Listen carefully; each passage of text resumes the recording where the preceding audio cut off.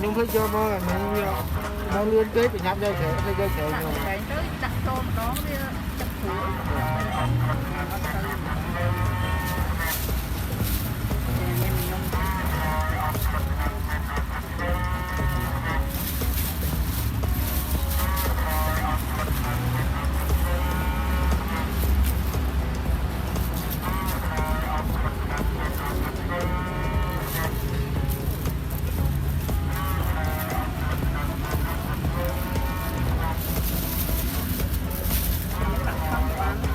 Hả?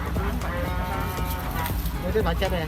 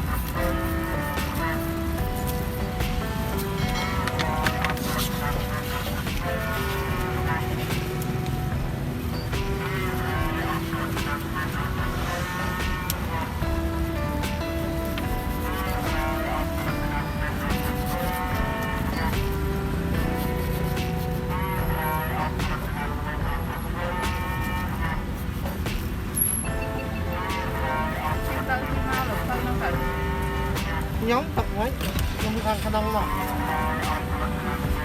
khăn đông khăn phải to lấy đâu,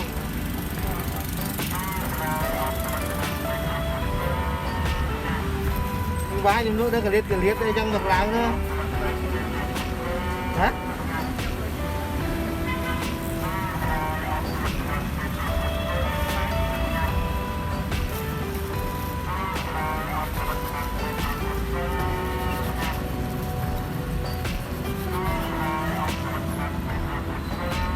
Thì chấm bơ tầm màu chứ tầm 10 nắng năm mất rồi thật việc rồi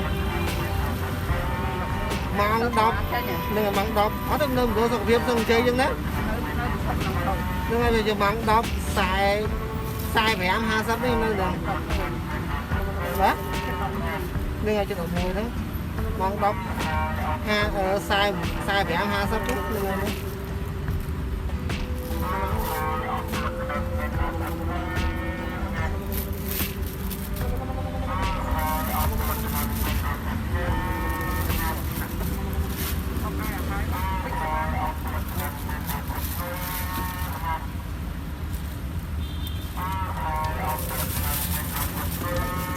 bỏ trong thứ và ngay ngay những buộc ngày thường hay như những thứ bỏ rất là rạ bỏ trong thứ mà đón thích hai học tập mới nè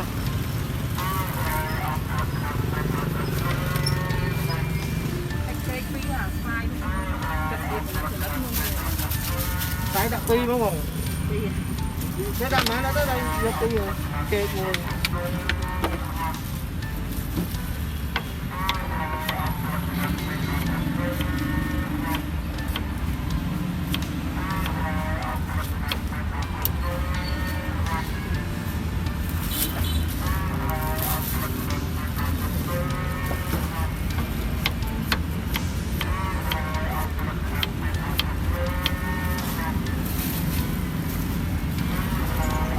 cái cho pi đây cho muối đó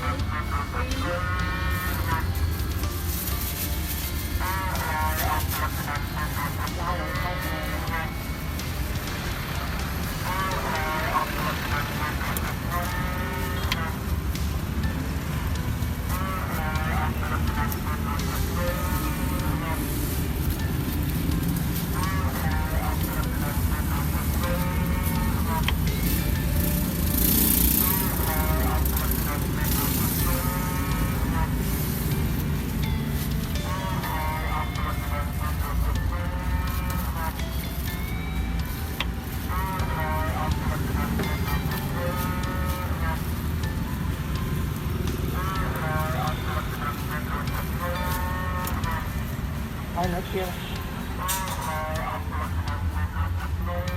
Đó. Hai vặn nơi đập thất xa.